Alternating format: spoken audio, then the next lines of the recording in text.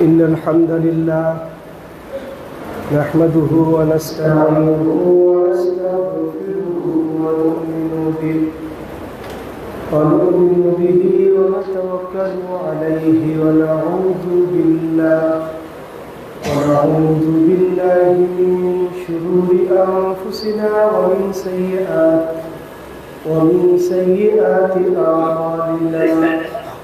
من يهده الله فلا مضل له ومن يضلل فلا هادي له. ونشهد أن لا إله إلا الله وحده لا شريك له. ونشهد أن محمدا عبده ورسوله الذي أرسله بالحق بشيرا ونذيرا وداعيا إلى الله بإذنه وسراجا منيرا. أما بعد فإن خير الحديث كتاب الله وخير الهدي هدي محمد صلى الله عليه وسلم وشر الأمور محدثاتها وكل محدثة بدعة وكل بدعة ضلالة وكل ضلالة في النار. أعوذ بالله من الشيطان الرجيم. بسم الله الرحمن الرحيم. يا أيها الذين آمنوا اتقوا الله حق تقاته ولا تموتن إلا وأنتم مسلمون. يا أيها الناس اتقوا ربكم الذي خلقكم من نفس واحدة وخلق منها زوجها وبث منهما رجالا كثيرا ونساء. واتقوا الله الذي تساءلون به والأرحام إن الله كان عليكم رقيبا. يا أيها الذين آمنوا اتقوا الله وقولوا قولا سديدا يصلح لكم أعمالكم ويغفر لكم ذنوبكم ومن يطع الله ورسوله فقد فاز فوزا عظيما. وقال الله تبارك وتعالى في كلامه المجيد والفرقان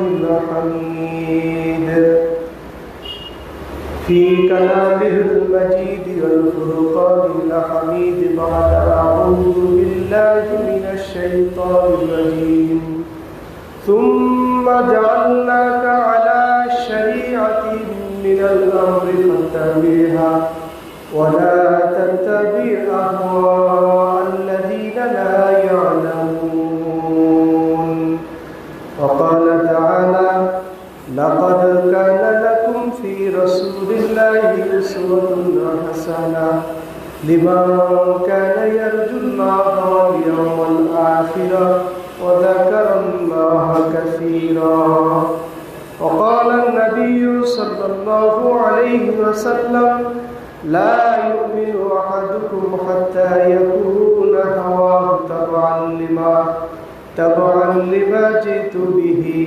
رواه البيهقي أو كما قال عليه الصلاة والسلام. بارك الله لنا ولكم في القرآن العظيم ونفعنا وإياكم بالآيات والذكر الحكيم. إنه تعالى جواد كريم. اللهم سبحانك لا علم لنا إلا ما علمتنا إنك أنت العليم الحكيم.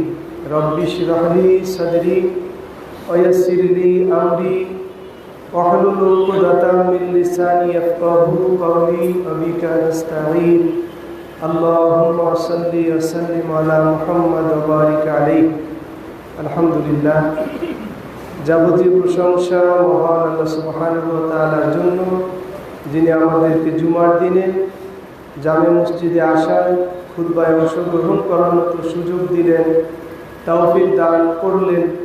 শুরুতেই আমরা সেই মহান রব্বুল আলামিনের শুকরিয়া আদায় করি, আলহামদুলিল্লাহ। আল্লাহ সুবহানাহু ওয়া তাআলা মুসলিম হিসেবে আমাদেরকে কবুল করেছেন, ইসলামের মতো দৌলত আমাদেরকে দান করেছেন। এই ইসলাম যদি আমরা পরিপূর্ণভাবে আমাদের জীবনে বাস্তবায়ন করতে পারি, তবে দেখা যাবে যে আমাদের দুনিয়াও শান্তিময়, আখিরাতও আমাদের জন্য শান্তিময় হবে ইনশাআল্লাহ। এজন্য আল্লাহ তাআলা বলছেন যে ওয়ালা তামুতুন্না ইল্লা ওয়া আনতুম মুসলিমুন, মরতে তো হবেই, তবে খবরদার প্রকৃত মুসলিম না হয়ে তোমরা মৃত্যুবরণ করো না। অর্থাৎ মৃত্যুর আগেই আমাকে প্রকৃত মুসলিম হতে হবে। আল্লাহ সুবহানাহু ওয়া তাআলার আইন ও কানুনের কাছে আমাকে সারেন্ডার করতে হবে, আমাকে আত্মসমর্পণ করতে হবে। যদি আমি আল্লাহর বিধান না মানি, আল্লাহর বিধান অনুযায়ী যদি না চলি, ব্যক্তিকে যদি না চালাই, পরিবারকে যদি না চালাই, সমাজকে যদি না চালাই, রাষ্ট্র কাঠামোকে যদি ঠিক না করি আল্লাহর আইনের আলোকে, দুনিয়া ক্ষতিগ্রস্ত, আমাদের আখিরাতও ক্ষতিগ্রস্ত। এজন্য আজকের খুতবায় আমাদের এই বিষয়টাই আলোচনা করা হবে যে আল্লাহ সুবহানাহু ওয়া তাআলার আইন ও কানুন মানলে কি ফজিলত, কোন উপকার, কোন কল্যাণ দিকগুলো আমরা লাভ করতে পারবো। তা আল্লাহ সুবহানাহু ওয়া তাআলার কাছে আমরা কায়মুল বাক্যে এটাই প্রার্থনা করি, তিনি যেন আমাদের উপকারী কথাগুলো সুন্দর সাবলীল ভাষায় উপস্থাপন করা, আমাদের সকলকে মনোযোগ সহকারে শোনার এবং পরবর্তী জীবনে আমল তথা বাস্তবায়নের তৌফিক দান করুন, আল্লাহুম্মা আমিন। সূরা জাসিয়া এর 18 নং আয়াত আমি খুতবার ভিতরে তেলাওয়াত করেছি শুরুতেই। আল্লাহ সুবহানাহু ওয়া তাআলা নবীকে লক্ষ্য করে বলছেন, সুম্মা জাআলনাকা আলা শারিয়াতিন মিনাল আমর, দ্বীনের একটা নীতিমালা, পথ ও পদ্ধতির পরে আপনাকে আমরা রেখেছি। ফাত্তাবিহা, যে নিয়মগুলো আসে আল্লাহ তাআলার পক্ষ থেকে, এটা এভাবে, এটা এভাবে, আপনি সেটারই অনুসরণ করুন। কে কি বললো এটা দেখার বিষয় না। ওয়ালা তাত্তাবি আহওয়া আল্লাযিনা লা ইয়ালামুন, যেগুলো নির্বোধ, অবুঝ, বোঝে না, জ্ঞান নেই, ওদের প্রবৃত্তির অনুসরণ করবেন না আপনি। অর্থাৎ আল্লাহর আইন যেভাবে আছে আপনি সেভাবেই মানুন, আল্লাহর আইনকে আপনি বাস্তবায়ন করুন। এতে আপনাদের জন্য দুনিয়াতেও শান্তি, আখিরাতেও শান্তি। কোন কোন বিষয়ে কল্যাণ সাধিত হবে আল্লাহ তাআলার আইনের ভিতরে, বিস্তারিত বলতে গেলে অনেক সময়, সংক্ষেপে মৌলিক 5টা বিষয়ের ক্ষেত্রে আমাদের কল্যাণ সাধিত হয়। 1 নম্বরে হলো আল্লাহ তাআলার আইন ও কানুন আমরা ঠিকঠাক মতো মানলে আমাদের দ্বীনের হেফাজত হবে। দ্বীনের উদাহরণগুলো পরে আসতেছি, আগে সংখ্যাগুলো বলে যাই, সিরিয়ালগুলো। দ্বীনের উপকার হবে, দ্বীন সংরক্ষিত হবে আমাদের। দ্বীনের হেফাজতের দরকার আছে না নাই? দ্বীন থাকলে একজন মানুষ হালাল হারামকে বেঁচে চলবে, দ্বীন থাকলে একজন মানুষ জুলুম থেকে বেঁচে থাকবে, দ্বীনের বুঝ থাকলে একজন মানুষ নেক আমলে উদ্বুদ্ধ হবে। এজন্য দ্বীনের সংরক্ষণের দরকার আছে। দ্বীন সংরক্ষিত থাকবে আল্লাহর আইন ও কানুন ঠিকঠাক মতো মানলে। 2, জানের হেফাজত হবে, জানের হেফাজত হবে, জানের হেফাজতের দরকার আছে। জান, একটা জানের বহুত দাম, আসতেছি পরের বয়ানগুলোতে, বিবৃতিতে, বিষয় বিবরণে পরে আসতেছি। 3 নম্বর হচ্ছে কি আকলের হেফাজত হবে, যে আকল হচ্ছে মানুষের পরিকল্পনার মাপকাঠি, সুস্থ পরিকল্পনার মাপকাঠি। আকল যদি ঠিক না থাকে পরিকল্পনা তার মাথায় আসবে না, আর আসলেও এলোমেলো পরিকল্পনা আসবে। এজন্য আকলে সংরক্ষণ হবে আল্লাহর আইন ও কানুন মানলে। এরপরে ইজ্জত সম্ভ্রম বংশের হেফাজত হবে, ইজ্জত সম্ভ্রম বংশের হেফাজত হবে আল্লাহর আইন ও কানুন ঠিক মতো মানলে। এরপরে মাল সম্পদের হেফাজত হবে আমাদের। এগুলোর হেফাজতের আমাদের দরকার আছে না নাই? অনেকের মাল সম্পদ আছে, এগুলোর হেফাজত হবে। কিভাবে হবে? আল্লাহর আইন মানলে হবে। অনেকে আল্লাহ সুবহানাহু ওয়া তাআলা স্ত্রী পরিবার পরিজন দিয়েছে, তাদের সম্ভ্রমের হেফাজতের দরকার আছে, কন্যা আছে, বংশ বিস্তার করতে হবে। কিন্তু সেই বংশ যদি সহি পদ্ধতিতে না হয়, বৈধ পদ্ধতিতে না হয়, তাহলে বংশের পরে কালিমা লিপন হয়ে যাবে। বংশের হেফাজতের দরকার আছে। সম্ভ্রমের মানুষ যেন নির্যাতিত, কোনো নারী যেন নির্যাতিতা না হয়, তারও হেফাজতের দরকার আছে। সমাজ কাঠামো ঠিক রাখতে গেলে আকলের হেফাজতের দরকার আছে, জানের হেফাজতের দরকার, দিনের হেফাজতের দরকার। এখন এক এক করে আসি আমরা, কোন কোন কাজ করলে আমাদের দিনের হেফাজত হবে। যে সকল ফরজ বিধান আল্লাহ তাআলা আমাদেরকে দিয়েছেন, প্রথমত সেই বিধানগুলো আদায় করা। তার মধ্যে এক নম্বর হচ্ছে 5 ওয়াক্ত সালাত। 5 ওয়াক্ত সালাত আমার দিনের হেফাজত করবে, আমাকে উন্নত চরিত্রের উপরে অধিষ্ঠিত করবে। আল্লাহ তাআলা নিজেই বলছেন, ইন্না সলাতা তানহা আনিল ফাহশাই ওয়াল মুনকার।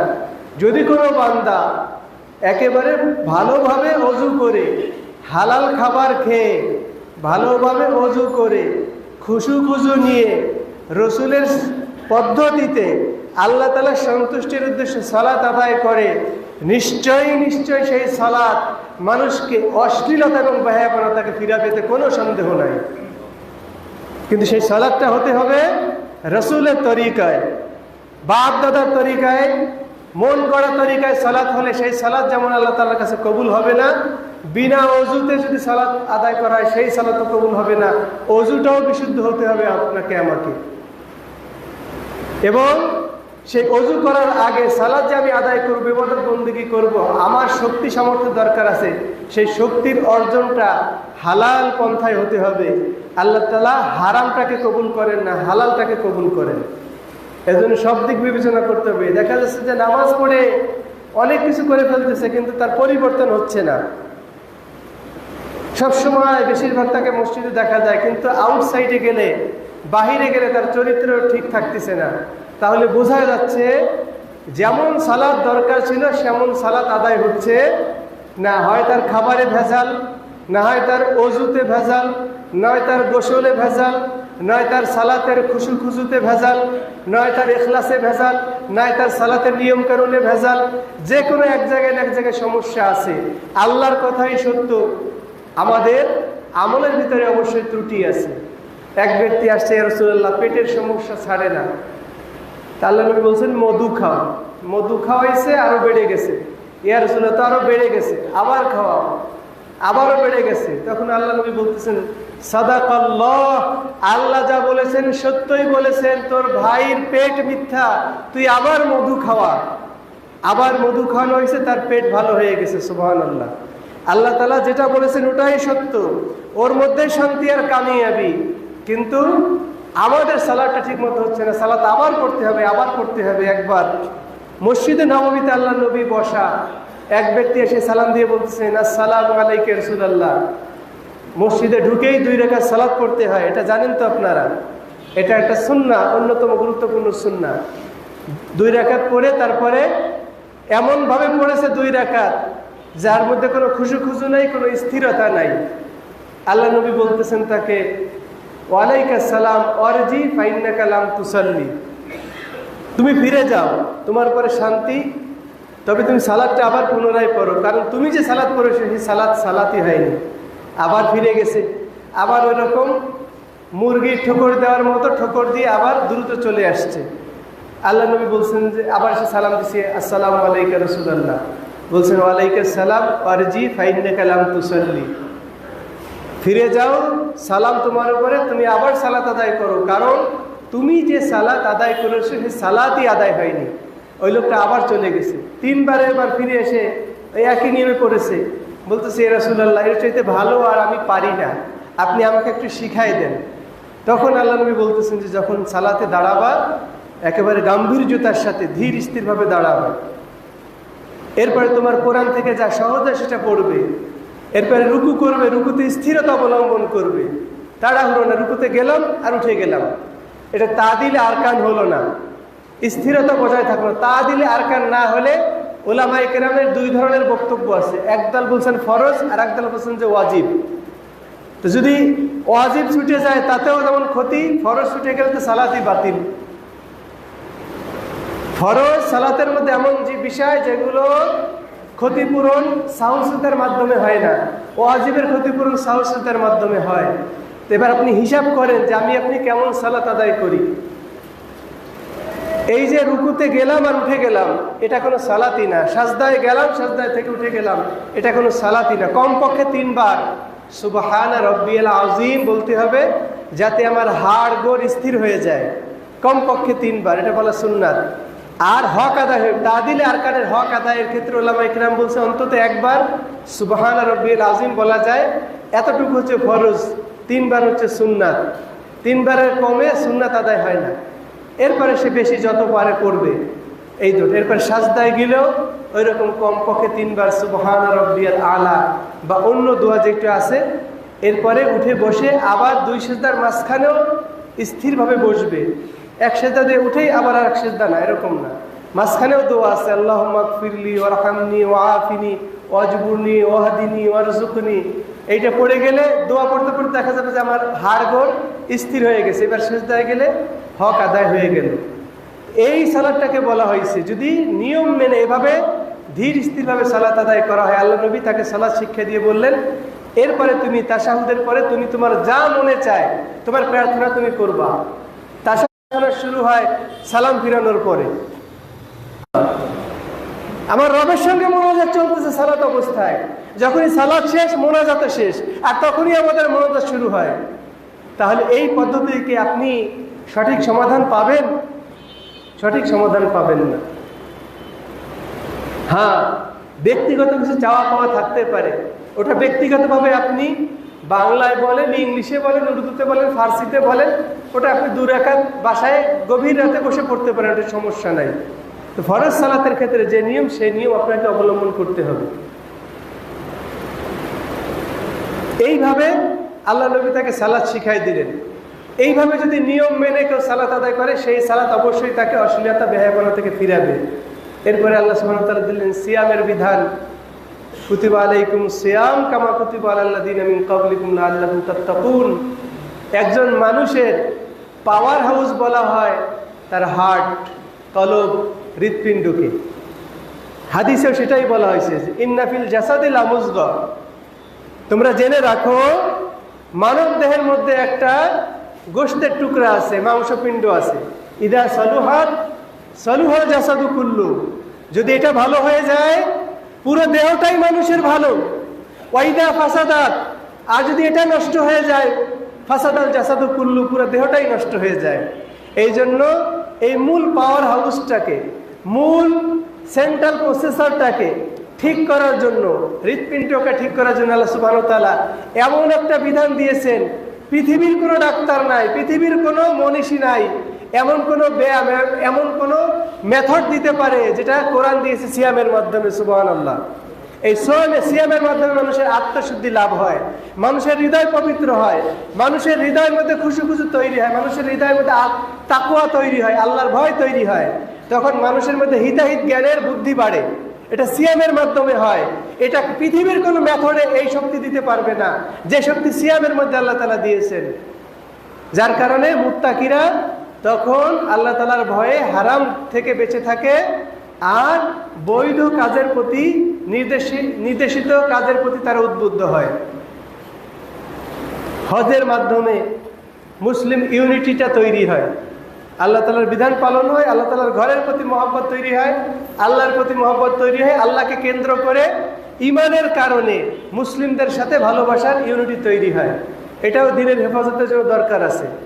বিশ্বের বিভিন্ন প্রান্তের মুসলিম কে কোন অবস্থার মধ্যে আছে, যখন এক জায়গায় হয় তখন খবরাখবর নেওয়ার মাধ্যমে যোগাযোগ যখন বাড়ে, ইউনিটিটা তখন বাড়ে। যোগাযোগ না থাকলে সম্পর্ক থাকে না, সম্পর্ক না থাকলে মানুষের প্রতি মানুষের মহব্বত থাকে না। পুরো বিশ্বের মুসলিমকে একটা দেহের সাথে তুলনা করেছেন আল্লাহর নবী। যে পুরো বিশ্বের মুসলিম একটা দেহের ন্যায়। একটা দেহের যদি আঙুলের মাথায়ও কাটার আঘাত লাগে, পুরো দেহটা কিন্তু তার যন্ত্রণাটা অনুভব করে। স্নায়ুর মাধ্যমে শরীরের যে কোনো অংশে আঘাত লাগলে পুরো দেহে সেই আঘাতের ব্যথাটা অনুভব হয়, ব্রেন সেটাকে সাপ্লাই দিয়ে দেয়। তো পুরো বিশ্বের মুসলিমের অনুভূতি থাকতে হবে এরকম, ইউনিটি থাকতে হবে এরকম, যে বিশ্বের আনাচে কানাচে যে কোনো মুমিন মুসলিম কষ্টের মধ্যে পতিত হয়েছে, তার কষ্টটা দিলের মধ্যে সে আঘাত হানবে। এটা হলো ঈমানের দাবি। এর মাধ্যমে আমাদের পারস্পরিক দিনের ও ইসলামের হেফাজত হবে। মুসলিমের হেফাজত মানে ইসলামের হেফাজত, এটা সংরক্ষিত হবে। এই যে আমাদের দিনের হেফাজত, এই আল্লাহ তাআলার বিধানগুলো মানার মধ্যে চলে আসবে। এছাড়া কিছু নফল ইবাদত আমরা পালন করি, নফল, এর মাধ্যমে পরকালে আমাদের কি হবে, লাভবান হবে সেই আশায়। পাশাপাশি দুনিয়াতে আমাদের লাভবান হবে, আমরা লাভবান হব। দুনিয়াতে লাভবান কি, আল্লাহর রহমত আসবে, আমার পরিবারের মধ্যে বরকত আসবে, আমার হায়াতের মধ্যে বরকত আসবে, আমার মধ্যে আল্লাহ সুবহানাহু ওয়া তাআলা বরকত দান করবে। এটা হলো দুনিয়াবি ফলাফল। আসল ফলাফল তো আমি আখিরাতে পাবো। এবং আমার দিনের হেফাজত থাকবে। যত বেশি আল্লাহ তাআলার ইবাদতে মগ্ন থাকবো, শয়তান আমার থেকে দূরে থাকবে, শয়তানের চালবাজি আমার থেকে দূরে থাকবে, তখন আমি দিন ঠিকভাবে পালন করতে পারবো। এটা হলো ইবাদতের মাধ্যমে দিনের সংরক্ষণ হয়ে যাচ্ছে।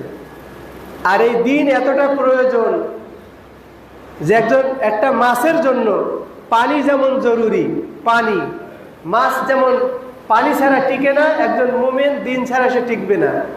দেখেন, মুমিনের অস্তিত্বই থাকবে না যদি তার মধ্যে দিন না থাকে।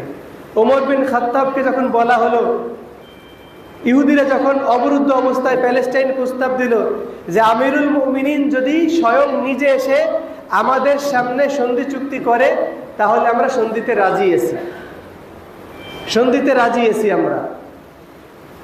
তো আমিরুল মুমিনিনের সবাই পরামর্শ দিল, ইহুদি জাতি ধূর্ত জাতি, বদমাইশ জাতি, যে কোনো গোপন ষড়যন্ত্র হয়তো বা আটতে পারে তারা, আমিরুল মুমিনিন যাওয়ার কোনো প্রয়োজন নাই। তখন ওমর বিন খাত্তাব বলতেছেন যে আপনারা আমার জীবনের আশঙ্কা করতেছেন, আর তারা সন্ধি প্রস্তাব পেশ করেছে। সন্ধি গ্রহণ করাটা হলো আমার নবীর সুন্নাহ।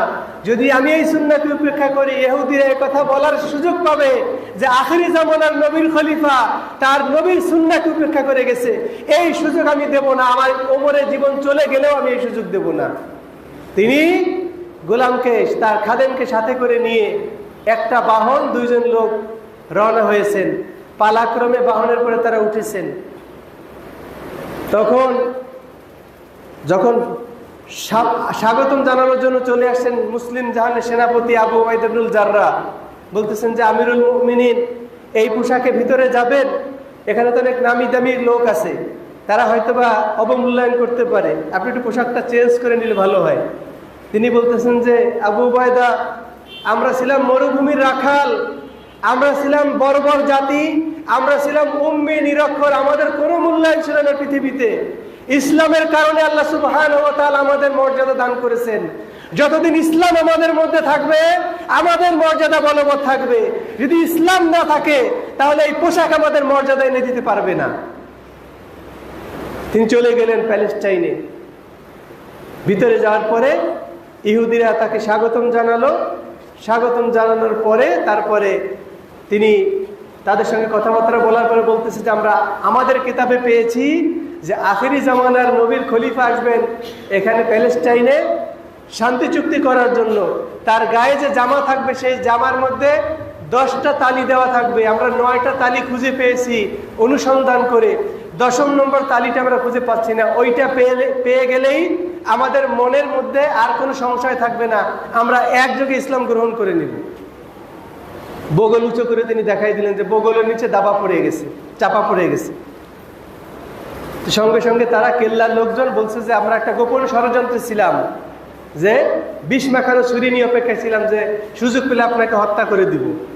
কিন্তু ইসলামের যে সত্যতা, আমাদের কিতাবে যেটা আমরা পেয়েছি, এটা দেখে আমরা আমাদের সেই কুবুদ্ধি থেকে, আমাদের হঠকারিতা থেকে আমরা ফিরে এসে আমরা সবাই ইসলাম গ্রহণ করে নিলাম। সুবহানাল্লাহ।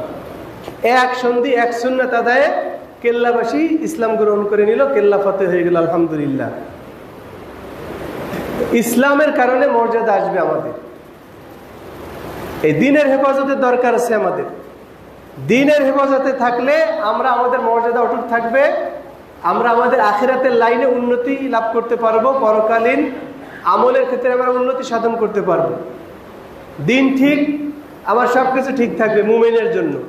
মুমিনের দিন নাই তো কিছুই নাই।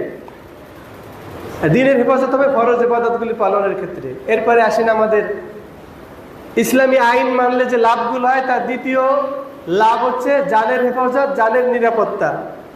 জানের নিরাপত্তা দরকার আছে না? একটা জান আল্লাহ তাআলার কাছে অনেক অনেক দামি। কাবিল যখন হাবিলকে হত্যা করে দিল, হাবিল কি বলেছিল? লাইন বাসাত্তা ইলাইয়া ইয়াদাকা লিতাকতুলানি মা আনা বিবাসিতি ইয়াদিয়া ইলাইকা লিয়াকতুলাক।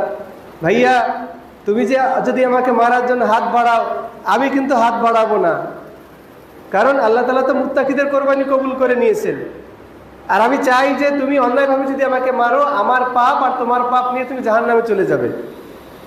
এই আয়াতের পরে, এই ঘটনার পরে আল্লাহ তাআলা বলছেন মিন আজলি যালিকা, এই অন্যায়ভাবে হত্যা করার কারণেই কাতাবনা আলা বানি ইসরাইল, আমি বানি ইসরাইলের উপরে এই বিধান জারি করে দিয়েছি, আন্নাহু মান কাতালা নাফসান বিগাইরি নাফসিন আও ফাসাদিন ফিল আরদি ফাকান্নামা কাতালান নাসা জামিয়া। যে ব্যক্তি অন্যায়ভাবে কোনো মানুষকে হত্যা করলো অথবা পৃথিবীতে ফাসাদ সৃষ্টি করলো, দাঙ্গা সৃষ্টি করলো, গ্যাঞ্জাম সৃষ্টি করলো, সে কেমন যেন পুরো মানব জাতিকে হত্যা করে দিল। নাউজুবিল্লাহ। ওয়া মান আহইয়াহা, যে একজন মানুষের জীবন বাঁচালো, রক্ত দিয়ে হোক, কিডনি দিয়ে হোক, বা কারো ষড়যন্ত্র থেকে সরাই দিয়ে হোক, ফাকান্নামা আহইয়ান নাসা জামিয়া, সে কেমন যেন পুরো মানব জাতিকে বাঁচাই দিল। সুবহানাল্লাহ। একটা লোক যদি আগায় আসতো পাথরটা মারার সময়, জানটা বেঁচে যেত না? আমাদের দেশে যে ঘটনাটা ঘটেছে কিছুদিন আগে, একটা লোক যদি সাহস করে আগায় আসতো, যে পাথরটা ঠেলা মেরে ফেলাই দিলে হয়তো ওই সময় তার রাগ মাথায় ছিল, কিছুক্ষণ পরে রাগটা নাও থাকতে পারতো। বা দুই চারজন লোক যদি আগায় আসতো, মানবতা আজকে কোথায় চলে গেছে? যদি আল্লাহর আইন থাকতো, এরকম দুঃসাহস দেখানোর মতো লোক পৃথিবীতে থাকতো না ইনশাআল্লাহ। ওয়ালাকুম ফিল কিসাসি হায়াতুন ইয়া উলিল আলবাব, হে বুদ্ধিমান লোকেরা শুনে রাখো, মৃত্যুদণ্ডের মধ্যে তোমাদের জন্য জীবন নিহিত আছে। সুবহানাল্লাহ। আমাদের জীবনের নিরাপত্তা আছে মৃত্যুদণ্ডের মধ্যে। এ কথা কে বলেছেন? আল্লাহ সুবহানাহু ওয়া তাআলা বলেছেন, কুতিবা আলাইকুমুল কিসাসু ফিল কাতলা আল হুররু বিল হুররি ওয়াল আবদু বিল আবদি ওয়াল উনসা বিল উনসা ফামান উফিয়া লাহু মিন আখি শাইউন ফাত্তিবাউন বিল মারুফি ওয়া আদাউন ইলাইহি বিইহসান। তোমাদের জন্য মৃত্যুদণ্ড কার্যকর করা, এটা তোমাদের জন্য আল্লাহ সুবহানাহু ওয়া তাআলা বাজেট করে দিয়েছেন, ফরজ করে দিয়েছেন। স্বাধীন ব্যক্তির মোকাবেলায় স্বাধীন, পরাধীন ব্যক্তির মোকাবেলায় পরাধীন, পুরুষের মোকাবেলায় পুরুষ, নারীর মোকাবেলায় নারী। যদি কোনো আসামি পক্ষ, কোনো বাদী পক্ষ আসামিকে ক্ষমা করে দেয় অথবা ফিদিয়া নিয়ে ছেড়ে দেয়, সেটা তাদের ব্যাপার, কিন্তু আল্লাহর আইনে আছে মৃত্যুদণ্ড। হত্যার বদলে হত্যা। আফগানে আছে, সৌদিতে আছে, আর কয়েকটা দেশে মনে হয় আছে, এটা আমার জানা নেই ভালো। এই যে হত্যার বদলে হত্যা, একেবারে প্রকাশ্যেই হবে, এটা বিচার হবে আদালতে, শাস্তিটা হবে প্রকাশ্যে, ময়দানে নিয়ে এসে শোয়াই দিয়ে, তাকে বসাই দিয়ে গর্দানের করে এক কোপ মেরে কল্লা দ্বিখণ্ডিত। এই সিনারি যখন পুরো দেশের মধ্যে ছড়ায় যাবে, পাথর কেন, একটা ঢেল ছোড়ার ক্ষেত্রেও মানুষ চিন্তা ভাবনা করবে, হায় হায় রেহাই তো পাবো না আমি। কিন্তু আমাদের দেশে কি নিয়ম? কিছুদিন পরেই জামিনে মুক্ত হয়ে আসবে আমাদের সোনার ছেলেরা। যখন দায় স্বীকার করে তখন যাবজ্জীবন হয় নাকি ফাঁসি হয় না। অথচ ইসলামী আইন তো এটা না। যদি ব্যক্তি দায় স্বীকার করে তখন আর সাক্ষীর প্রয়োজন হয় না, দাও হদ কায়েম করে, এরপরে শাস্তি কায়েম হবে। সে নিজেই স্বীকার করেছে, আবার সাক্ষীর প্রয়োজন কি? বিনা ওজরে তখন আর কাল বিলম্ব হবে না। আমাদের জানের নিরাপত্তা দরকার আছে। ইসলাম জানের নিরাপত্তা দিয়েছে।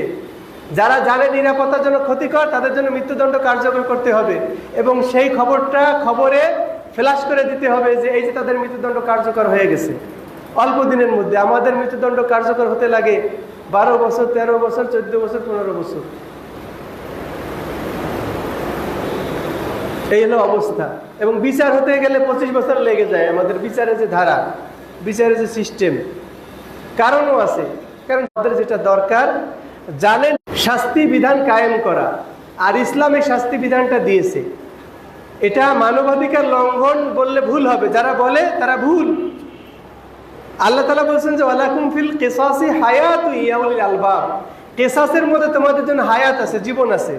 অর্থাৎ একজনের লোকের উপর তোমরা কেসাস কায়েম করো, দেখবেন 1000 জনের নিরাপত্তা চলে এসেছে। সুবহানাল্লাহ। একজন লোকের তোমরা মৃত্যুদণ্ড কায়েম করো, পুরো দেশবাসী নিরাপত্তা চলে এসেছে। খবর কেউ সাহস করে আগাবে না যে একজনকে অন্যায়ভাবে হত্যা করার। আমাদের দেশে তো পার পেয়ে যায়। তো ইসলামী আইনের সুবিধা হলো এটাই। সৌদি আরবে হত্যা করার ঘটনা বহুদিন পর শোনা যায়, অনেক দিন পর। আর আমাদের দেশে দৈনিক শোনা যায়, দৈনিক যে অমুক। আর এখন তো এটা স্বাভাবিক হয়ে গেছে। কেন? এর কোনো বিচার আচার হচ্ছে না, বা বিচার সতর্ক হচ্ছে না। এরপর দেখেন এখন আফগানিস্তানের অবস্থা তাই, সচরাচর এখন আর কাউকে মারার ঘটনা পাওয়া যাচ্ছে না, কারণ তারা ওই যে কেসাসের নিয়ম জারি করছে। খেলাফতের আদলে তারা কিন্তু কেসাসের নিয়ম জারি করছে। এবার আস্তে আস্তে দেখেন সিরিয়াতেও জারি হবে। সিরিয়া যদি ভালোভাবে বসতে পারে, ইনশাল্লাহ আমরা আশাবাদী সেখানে ইসলামী শরিয়া জারি হবে। জারি হলে দেখবেন যে কিভাবে মানুষের নিরাপত্তাগুলো একেবারে সহজ সাবলীল হয়ে যায়। অর্থাৎ মানুষের নিরাপত্তাটা সেখানে স্বাভাবিক, নিরাপত্তা পাবে না এটাই অস্বাভাবিক হয়ে যাবে। সৌদি আরবের দোকানগুলো খুলে রেখে চলে যায়, দেখেন কি অবস্থা। তারপরে সেখানে নারীরা রাতের বেলায় দেদারসে যাতায়াত করতেছে। উত্তক্ত করার মতো লোক আছে? ব্যাট সাউন্ড করার মতো লোক আছে? খুবই কম। কারণ জানে যে তারা যেমন আল্লাহকে ভয় করে, পাশাপাশি হুকুমতকে ভয় করে, প্রশাসনকে ভয় করে। জানে যে প্রশাসন ধরলে আমার আর রেহাই নেই। সামান্য একটু আইন লঙ্ঘন করলে 200 স্পিডের গাড়ি যদি 300 স্পিডে উঠাই দেয়, গোপন ক্যামেরা আছে, ছবি তুলে নিয়ে যাবে, ছবি তুলে নিয়ে যাবে। এরপরে 200 রিয়াল 300 রিয়াল জরিমানা হবে। আমাদের দেশে 10-15 হাজার টাকার মতো কমপক্ষে, বা তারও বেশি, কম বেশি হতে পারে। এটা যদি আপনি না দেন, আপনার লাইসেন্স বাতিল অটোমেটিক হয়ে যাবে অনলাইন থেকে। অর্থাৎ পাওনাদার আপনার পিছনে ঘুরবে না সরকারি বাহিনী, আপনি যে সরকারি বাহিনী দ্বারস্থ হবেন আপনার লাইসেন্স বাঁচানোর জন্য। নিয়ম এইভাবে তারা বাস্তবায়ন করেছে। আর আমাদের দেশে বিদ্যুৎ বিল দেয় না দেখে লাইন কাটতে আসে, যখন লাইন কাটতেছে তারা মারি খাদায় দেয়, তার পিঠায় খাদায়, তুই লাইন কাটতে আসছিস কেন? তুমি যে বিদ্যুৎ বিল দাও না সেটার কোনো দায়বদ্ধতা নাই। আগে তো যে বিদ্যুৎ বিল পোস্ট পেইড যে সিস্টেম ছিল, যে আগে বিদ্যুৎ আসতো, বিল আসতো, তারপরে বিল পে করতে হইতো। এখন তো প্রিপেইড মিটার দেওয়া হয়েছে, বোতলে ভরার মতো। তোমার বোতলে যদি গ্যাস থাকে চুলা জ্বলবে, গ্যাস নেই চুলা জ্বলবে না। এটা আমাদেরকে সাইজ করার জন্য এই কাজগুলো করা হয়েছে, মিটারগুলো এই সিস্টেমে আনা হয়েছে। আমরা তো ভালো মানুষ না, বিল আসে কিন্তু বিল দেই না। আবার বিল যা আসে সেটাকে কমায় দেয় ঘুষ দিয়ে। কারখানা চালায়, বিশাল কারখানা, বিল আসতেছে 1.5 লাখ 2 লাখ টাকা, ওরে 70,000 টাকার মধ্যে নিয়ে এসে 5,000 টাকা ঘুষ দিয়ে। তো দেশের সম্পদ গেল। এবার নাকি শুনেছি যে ওই বিলগুলো যায় কোথায়? আপনার আমার ঘাড়ের করে চলে আসে। প্রত্যেকটা মিটারে নাকি ভাগ করে দেয় ওরা। আল্লাহু আলাম কিভাবে যে ওই যে পয়েন্ট পয়েন্ট আকারে ভাগ করে দেয়, মানে পুরো দেশবাসী সেই গচ্ছাগুলো গোনে। পুরো কারেন্ট যে বিফলে যায় তা যায় না। মানে ওই যে সে যে কারেন্ট ফ্রি চালায় সেটা না, টাকা ঠিক উসুল হয় কিন্তু সরকারের খাতায় যায় না। এরকম আর কি বিভিন্ন রকম মাইলপেস আছে। এই প্রত্যেকটা সেক্টরে সমস্যাগুলো আছে। এই যে জানের নিরাপত্তা যে কথা বলছিলাম, আমাদের জানের নিরাপত্তা আসবে ইসলামী আইনের মাধ্যমে। ইসলামী আইন যেখানে বলবৎ আছে দেখেন, সেই দেশটা দেখেন, আর আমাদের দেশটা দেখেন, বা ভারত দেখেন, বা পাকিস্তান দেখেন, এই দেশগুলো দেখেন। আর যেখানে ইসলামী আইন কিসাস যেখানে মানে বাস্তবায়ন হয় সেই দেশগুলো দেখেন, আর যেখানে কিসাস বাস্তবায়ন হয় না সেই দেশগুলো দেখেন। জানের নিরাপত্তা কতটা ব্যবধান। এজন্য আল্লাহ তাআলা বলেছেন ওয়ালাকুম ফিল কিসাসি হায়াতুন ইয়া উলিল আলবাব। একটা মানুষ একটা মানুষকে মেরে দিচ্ছে, এই জানের কি জবাবদিহিতা নাই? কি মনে করেছেন? একটা ইমানদার সে আল্লাহ তাআলার কাছে অনেক অনেক দামি, তার জীবনের দাম অনেক অনেক দামি, অনেক অনেক দাম তার আল্লাহ সুবহানাহু ওয়া তাআলার কাছে। এই জানকে অহেতুকভাবে ক্ষয় করা যাবে না। আল্লাহ নবী নিজে বলেছেন যে উমিরতু আন উকাতিলান নাস, আমাকে আদেশ করা হয়েছে যেন আমি মানুষের সঙ্গে লড়াই সংগ্রাম করি, হাত্তা ইয়াকুল লা ইলাহা ইল্লাল্লাহ, লা ইলাহা ইল্লাল্লাহ স্বীকৃতি দেওয়া পর্যন্ত।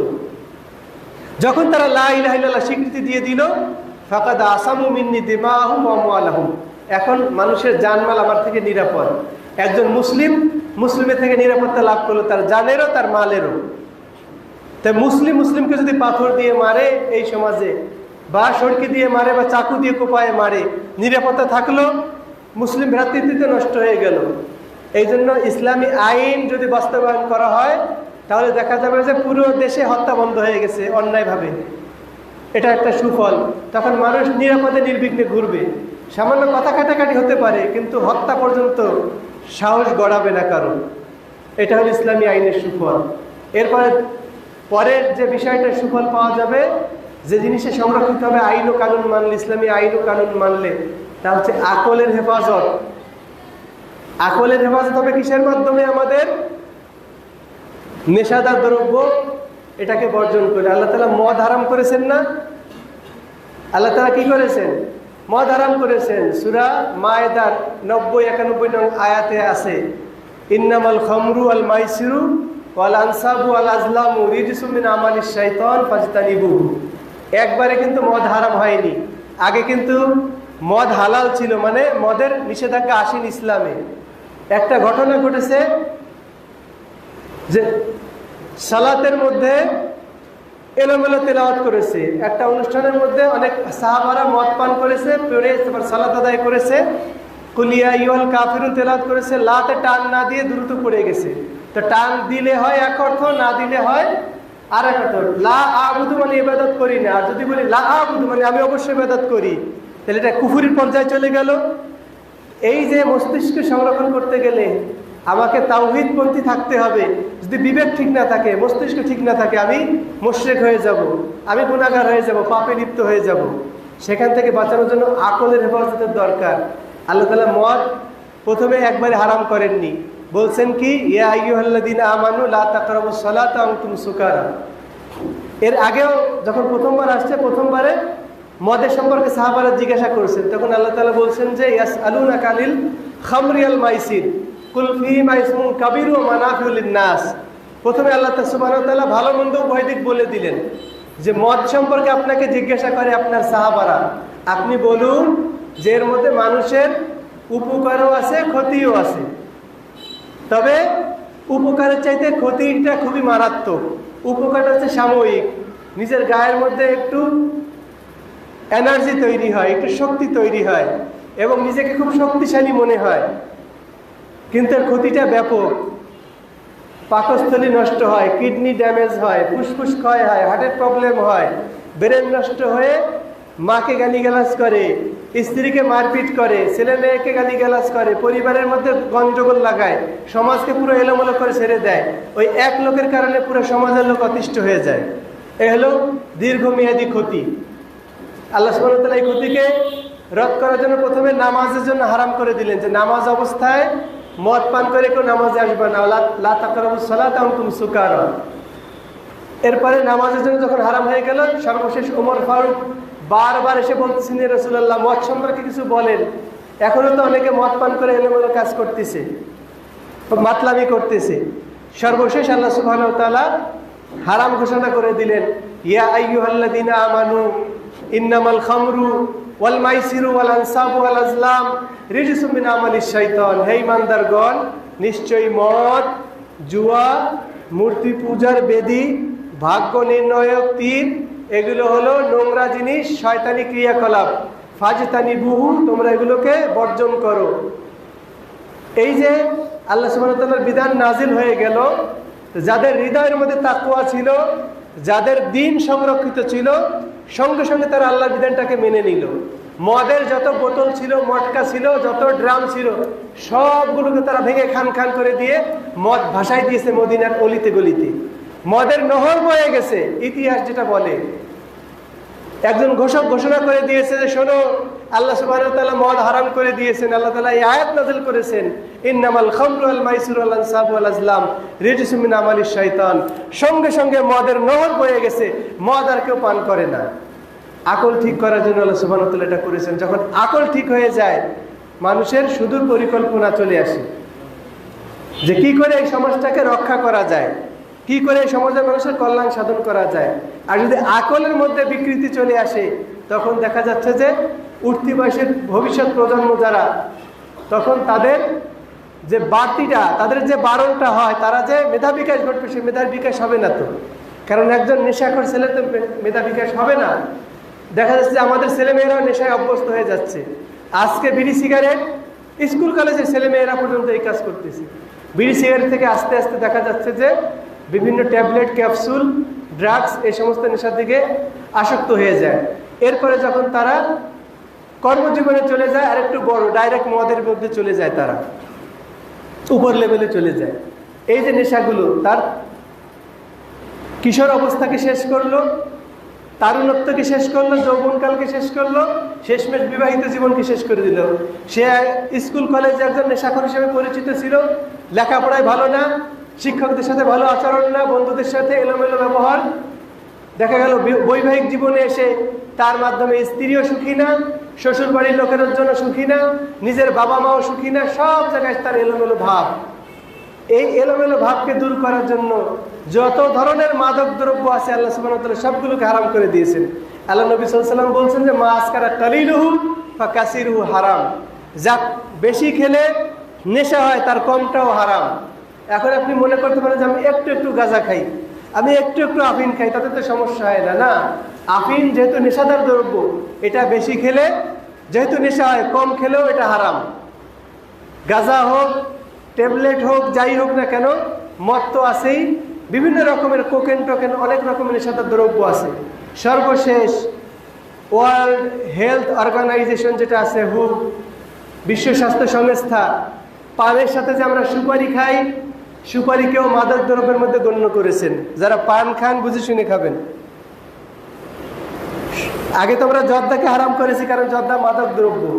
সর্বশেষ সুপারিকে বিশ্ব স্বাস্থ্য সংস্থা তারা তার হালাল হারামের তোয়াক্কা করে না, তারা চিন্তা করে যে কোনটার মধ্যে মাদক আছে কোনটার মধ্যে মাদক নাই, এইটা তারা বেঁচেছে। দেখা গেল যে সুপারি একটা মাদকের মৌলিক দ্রব্য, মাদকের একটা দ্রব্য হিসেবে কার্যকারী ভূমিকা পালন করে সুপারি।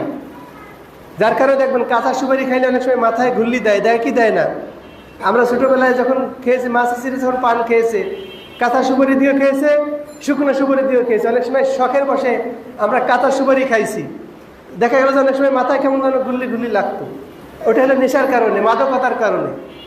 তার একটা সুপারি খেলে যদি নেশা হয়, এক টুকরো সুপারি হারাম, ভালো করে মনে রাখতে হবে। এজন্য দরকার নাই এবার পান খাওয়ার, যে পান খেলে আমার ইবাদত নষ্ট হয়ে যাবে, যে সুপারি খেলে আমার ইবাদত নষ্ট হয়ে যাবে, যে জর্দা খেলে আমার ইবাদত নষ্ট হয়ে যাবে। যে একবার নেশাদার দ্রব্য পান করে 40 দিন তার ইবাদত কবুল হয় না, সেটা মদ হোক, আফিম হোক, তারি হোক, ফেন্সিডিল হোক, ট্যাবলেট হোক, গাঁজা হোক, যা অন্য অন্য যা কিছু আছে, এমনকি জর্দা, তামাক, সুপারি, এগুলো যা আছে কেন, এগুলোও হোক, যে কোনো ধরনের দ্রব্য হোক না কেন, নেশাদার দ্রব্যের মধ্যে যা আছে, এটা খাওয়ার পরে আমার 40 দিনের ইবাদত কবুল হবে না। এটা আমাকে সংরক্ষিত করবে সুস্থ বিবেককে ঠিক রাখার জন্য। যদি আমি নেশা থেকে বেঁচে থাকি, আর সুস্থ বিবেক ঠিক থাকলে দেখা গেল যে আমার আমল ঠিক থাকবে, পরকালে আমি লাভবান হব। দুনিয়াতে সুস্থ বিবেকের মানুষের দ্বারা যে কাজগুলো হয়, একজন বিচারক হতে গেলে সুস্থ বিবেকের প্রয়োজন আছে না? ভালো মন্দ বিচার করার সুদূর চিন্তা ভাবনা করে তাকে রায় দিতে হয়। তো একজন নেশাখোরকে যদি বিচারকের আসনে বসানো হয়, সে কি রায় দিবে? আস্তাগফিরুল্লাহ, আমাদের শুনেছি ডাক্তাররাও নাকি ইদানিং নেশা করে অপারেশন করে। ডাক্তারের জন্য 2 ধরনের ব্যবস্থা নাকি রাখে, মদের ব্যবস্থা রাখে, সাথে আরো কিছু ব্যবস্থাও থাকে। ওইটা না করলে নাকি তার অপারেশন ভালো হয় না, বা তার কোনো ফিলিংস আসে না। নাউজুবিল্লাহি মিন যালিক। এই ধরনের ডাক্তাররা কিন্তু মানুষের রুগীও কাটে, টাকাও কাটে, পকেটও কাটে। ওই যে রুগী, যে টাকা নেওয়ার পরে যে রুগী মারা যায়, দেখবেন যে এই ধরনের ডাক্তার, যারা নেশাখোর ডাক্তার, যারা দুনিয়ালোভী ডাক্তার, দেখা গেল যে তারা কি করে, মানুষের পকেটও কাটে, রুগীও কাটে। রুগীকে মেরে দিয়ে বলে যে রুগী শেষ, এরপরে আইসিইউতে নিয়ে বলে কি যে ওই যে এখন লাইফ সাপোর্টে আছে কিছুক্ষণ, আসলে তো নাই। লাইফ সাপোর্টে কৃত্রিমভাবে তাকে কিছুক্ষণ দেখায়, জীবিত দেখায়, তারপর টাকা পয়সা নিয়ে এবার বাড়ি পাঠিয়ে দেয়, শেষ, যাও। সুস্থ মস্তিষ্কের দরকার আছে সমাজকে সুষ্ঠু পরিচালনার জন্য। যিনি রাষ্ট্র পরিচালনা করবেন তারও সুস্থ মস্তিষ্কের দরকার আছে, যিনি বিচারক হবেন তারও সুস্থ মস্তিষ্কের দরকার আছে, যিনি পদে বসবেন তারও সুস্থ মস্তিষ্কের দরকার আছে, যিনি সমাজ চালাবেন তারও ব্রেন ঠিক থাকার দরকার আছে। এই জন্য নেশাদার দ্রব্য যা আছে ইসলাম হারাম করে দিয়েছেন সমাজকে সুস্থভাবে চালানোর জন্য। এটা দুনিয়াবি ফায়দা, আর আখিরাতের ফায়দা তো আছেই। এরপর ইসলামী আইনের ফায়দার মধ্যে আছে হচ্ছে কি আপনার বংশের হেফাজত, জানের হেফাজত, মালের হেফাজত। এটা সংরক্ষিত হবে জেনা ব্যভিচার বন্ধের মাধ্যমে, পর্দার বিধান রক্ষা করার মাধ্যমে। পর্দার বিধান করেন, মানুষ পরকীয়ায় লিপ্ত হতে পারবে না। অফিসে আপনি এমন ব্যবস্থা করেন যে একজন পুরুষ কর্মীর সাথে একজন নারী কর্মী দেখা করতে পারবে না, পাশাপাশি থাকলেও সামনে ব্যারিকেড থাকবে পাশাপাশি, ফ্লাইউড দিয়ে হোক, দেওয়াল দিয়ে হোক, পর্দা দিয়ে হোক, সহজে কথা বিনা প্রয়োজনে কথা বলবে না এবং পর্দার আড়ালে থাকবে, কেউ কাউকে দেখবে না। আর বাসা বাড়িতে তো প্রশ্নই আসে না, যার যার ঘরের মধ্যে থাকবে। এক ঘরে যদি দেওর ভাসুর থাকে, তাদের স্ত্রীরা থাকে, তাহলে বড় ভাইয়ের স্ত্রী ছোট ভাইয়ের বউয়ের সঙ্গে দেখা, বড় ভাই ছোট ভাইয়ের ওয়াইফের সঙ্গে দেখা করবে না, ছোট ভাই বড় ভাইয়ের ওয়াইফের সঙ্গে দেখা করবে না। আমাদের সমাজে তো এগুলো ফ্রি।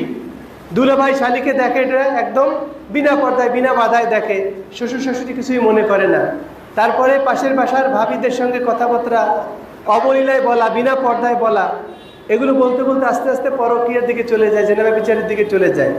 আর স্কুল কলেজে তো আছে, ইউনিভার্সিটিতে ফ্রি মিক্সিং, অবাধ মেলামেশার যে সুযোগ, এই কারণে আস্তে আস্তে জেনা ব্যভিচার সৃষ্টি হয় তাদের মধ্যে। অবৈধ প্রেম ভালোবাসা থেকেই জেনা ব্যভিচার তৈরি হয়। আর এর মাধ্যমে ভবিষ্যৎ প্রজন্মের মান সম্মান ক্ষুণ্ণ হয়। অর্থাৎ এমন সন্তান সে পয়দা করে, সে সন্তানের মাথায় হাত রেখে বা বুকে হাত রেখে বলতে পারে না যে আমি নিষ্কলুষ, আমি নিষ্কলুষ। এরকম বলার নারী বা পুরুষ খুব কম। তো তাদের থেকে যে সন্তান পয়দা হবে সে তো এরকম কলুষযুক্ত হবে। কারণ বিভিন্ন রকমের বেপর্দার দিকে মানে জেনা ব্যভিচার করে আসছে। এখন সন্তান তৈরি হলে কোথা থেকে আসছে তার কোনো হদিস নাই, অথচ সন্তানের একটা মর্যাদা আছে। যে বংশে যার স্বামী, সন্তানটা তার হিসেবে গণ্য হয়। এজন্য এই পরিস্থিতিকে, এই অবস্থা, সামাজিক অবকাঠামোকে ঠিক রাখার জন্য, ভবিষ্যৎ প্রজন্মের মূল্যায়নকে ঠিক রাখার জন্য জেনা ব্যভিচার এটা নিষিদ্ধ। কারণ যার স্ত্রী তারই, সেখানে অন্য কেউ কোনো অধিকার চালাতে পারবে না। এর মাধ্যমে সন্তানের বংশ কি থাকবে, ঠিক থাকবে। পাশাপাশি এগুলোকে ঠিক রাখতে গেলে, এই ধারাবাহিকতা বন্ধ করতে গেলে শাস্তির বিধান কায়েম করতে হবে। অবিবাহিত যদি হয় 100 বেত্রাঘাত, আর বিবাহিত লোক যদি জেনা ব্যভিচার করে তাহলে কোমর পর্যন্ত মাটিতে পুঁতে দিয়ে পাথর মেরে হত্যা করে দাও, রজম। এটা করলে পুরো দেশে জেনা ব্যভিচার বন্ধ হয়ে যাবে। যারা বিবাহিত আছে তারা ধারে কাছে যাবে না। হাদিসের ইতিহাসে খুঁজলে পাওয়া যায় একজন নারীর রজম হয়েছে 1 থেকে 2 জন, 2 থেকে 3 জন এরকম হবে, এর বেশি পাওয়া যায় না। 10 বছরের মাদানী জীবনের মধ্যে 2 থেকে 3 জন। আর আমাদের দেশে প্রত্যেক দৈনিক অহরহ ঘটতেছে পরকীয়ার ইগুলো। একজন মহিলা নিজে এসেছে আল্লাহ রসুলের কাছে, রসুল আমাকে শাস্তি দিন, আমি জেনা করেছি। আল্লাহ নবী মুখ ঘুরাই নিলেন, 3 বার এবার বলতেছেন মহিলাটা কি পাগল নাকি? বলে যে না রসুল, পাগল না। তুমি কি গর্ভবতী হয়েছো? হ্যাঁ হয়েছি। তাহলে বাচ্চা ভূমিষ্ঠ হলে তারপরে এসো, বাচ্চা ভূমিষ্ঠ হয়েছে, আসছে, আমাকে শাস্তি দিন। বলছে বাচ্চা যদি খেতে পারে খাওয়ার পরে নিয়ে এসো। তো এক বছর যাওয়ার পরে বাচ্চা যখন নিজ হাতে খাইতে পেরেছে, এরপরে আল্লাহ নবী বলছেন যে এই বাচ্চার দায়িত্ব নিবে কে?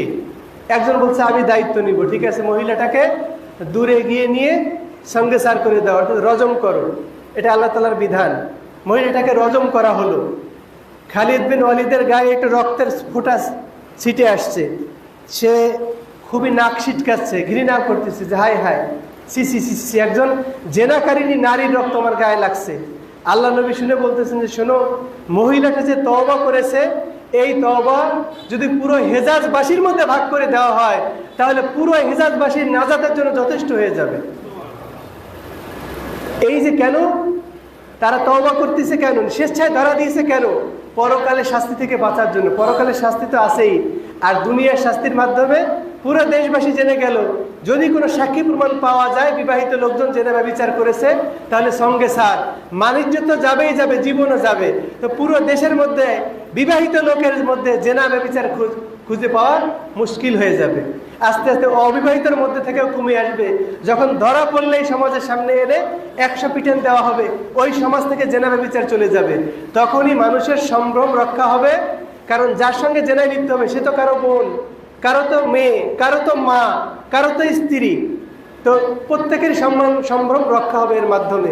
এজন্য আল্লাহ সুবহানাহু ওয়া তাআলা জেনার মাধ্যমে কি করেছেন, জেনার শাস্তির মাধ্যমে মানুষের বংশ এবং সম্ভ্রমের রক্ষা করেছেন। এতে আমাদের দুনিয়াতেও শান্তি, আখেরাতেও শান্তি। এর সহায়ক ভূমিকা পালন করা হচ্ছে পর্দা। জেনা ব্যভিচার কমে যাবে, সেদিকে মানুষ ধাবিত হবে না। তার মধ্যে অন্যতম বিধান হচ্ছে পর্দার বিধান। এটাকে ঠিকমতো যদি যথাযথ মানা হয় সমাজের মধ্যে, তাহলে জেনার কাছেও যাবে না মানুষ, যাওয়ার কোনো সুযোগই থাকবে না। সর্বশেষ হচ্ছে কি মানুষের মালের হেফাজত। মাল কিভাবে লুণ্ঠন হচ্ছে, দাও চাঁদা দাও, গিয়েই চাঁদাবাজি করতেছে। তা মানুষের মালের কোনো নিরাপত্তা আছে? নিরাপত্তা নাই। একজনের মাল আরেকজন অন্যায়ভাবে নেওয়া, এটা হালাল না হারাম? হারাম। চুরির মাধ্যমে হোক, ছিনতাইয়ের মাধ্যমে হোক, ভয়ভীতি দেখায় হোক, চুরির মাধ্যমে নিলে হাত কাটা একদম কবজি পর্যন্ত। আর সারিকু আর সারিকতু ফাক্তাউ আইদিয়াহুমা, চোর চুরির হাত কেটে দাও। যদি গসব করে অথবা ডাকাতি করে নেয়, তাদের 4 ধরনের 4টা শাস্তির কথা বলা আছে কোরআনে। যে যারা পৃথিবীর মধ্যে ফাসাদ সৃষ্টি করে, মানুষের মধ্যে ভয় আতঙ্ক সৃষ্টি করে, দাঙ্গা সৃষ্টি করে, 4 ধরনের শাস্তি আছে। আইয়ুকাত্তালু, হয় ক্রস ফায়ার, ডাইরেক্ট মৃত্যু, কোনো বিচার আচার নেই, মৃত্যু একেবারে ডাইরেক্ট, ধরেই ফায়ার, অথবা ধরেই গর্দান উড়াই দেওয়া। আইয়ুকাত্তাল আও ইউসাল্লাব, অথবা বিচারের আওতায় এনে সুলবু করা, ফাঁসিতে দেওয়া, অথবা সলিব যাকে বলা হয় ক্রুশবিদ্ধ করে। ওই যে আগেকার যে শাস্তিগুলো দেওয়া হতো মৃত্যুদণ্ড কার্যকরের জন্য, সেই শুলিবিদ্ধ করে তাকে মারা, অথবা হাত পা উল্টো দিক থেকে কেটে দেওয়া, ডান হাত বাম পা, অথবা বাম হাত ডান পা। আও ইউনফাউ মিনাল আরদ, অথবা উপযোগী মনে করে তাকে দেশান্তরীণ করে দেওয়া। এই 4 ধরনের শাস্তি যদি কায়েম করা হয়, আর একজনের মালের দিকে ভুলেও মানুষ নজর তুলে তাকাবে না। চুরি করলে হাত কাটে দেওয়া। আমাদের দেশের বড় বড় লোক সৌদি আরবে গিয়ে যখন কাজ করে তার চুরি বহুত সুপারিশ গেছে, না কোনো ছাড় নেই, হাত কাটতে হবে। শুনেছি নাকি একটা আঙ্গুল নাকি কাটছিল, বড় শর্তের জন্য একটা আঙ্গুল কাটছে, কিন্তু এটা ইসলামের নিয়ম না। আল্লাহ নবীর কাছে আনা হয়েছিল, কুরাইশি মহিলা চুরি করছিল। ওসামা আল্লাহ নবীর প্রিয় যায়েদ ইবনে হারেসার ছেলে, পোতা সম্পর্কে পোতা হয়, পোতাকে দিয়ে কুরাইশের কিছু লোক সুপারিশ দিয়ে পাঠাইছে, ওসামা রসুলের কাছে যা, গিয়ে একটু সুপারিশ করতেন এই মহিলাটার হাত। আমিন। আল্লাহ আমাদের দেশের মধ্যে তুমি ইসলামী আইন কায়েম করে দাও, হে আল্লাহ খেলাফত কায়েম করে দাও, হে আল্লাহ তুমি ইসলামী হুকুমত জারি করে দাও। বিশ্বের যে কোনো প্রান্তে মুসলমানরা নির্যাতিত হচ্ছে, তাদেরকে আল্লাহ তুমি সহায়তা দান করো, তাদের উপরে রহমত নাজিল করো, তাদেরকে জুলুম থেকে বাঁচাও। আমাদের দেশের উপর আল্লাহ তোমার খাস রহমত নাজিল করো, ষড়যন্ত্রকারীদের ষড়যন্ত্র থেকে হেফাজত করো, আমাদের ঈমান ও আমলকে আল্লাহ তুমি মজবুত করে দাও। এ আল্লাহ আমাদের দুনিয়া ও আখিরাতের উভয় জগতে সফলতা দান করো। আল্লাহুম্মা আমিন। আকুলু কাওলি হাযা আস্তাগফিরুল্লাহ লি ওয়া লাকুম ওয়া লিসাইরিল মুসলিমিন।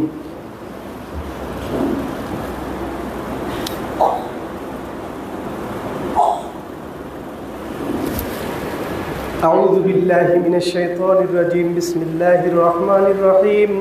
إن الله وملائكته يصلون على النبي يا أيها الذين آمنوا صلوا عليه وسلموا تسليما.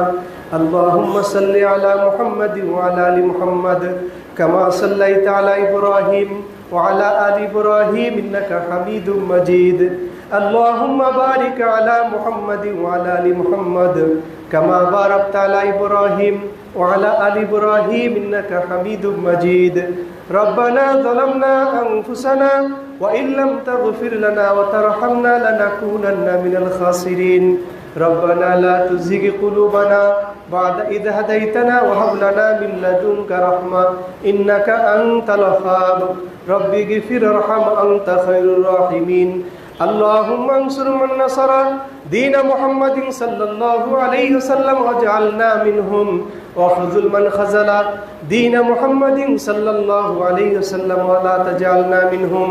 اللهم اعز الإسلام والمسلمين واخذل الكفرة اليهود النصارى المشركين الملحدين والبدين الذين يستمرون العداوة للإسلام والمسلمين. اللهم شدد شملهم، اللهم مزق جمعهم، اللهم دمر ديارهم وزلزل أقدامهم، انصرنا على القوم الكافرين. ربنا تقبل منا إنك أنت السميع العليم وتب علينا يا مولانا إنك أنت التواب الرحيم آمين وصلى الله على النبي وعلى آله وصحبه أجمعين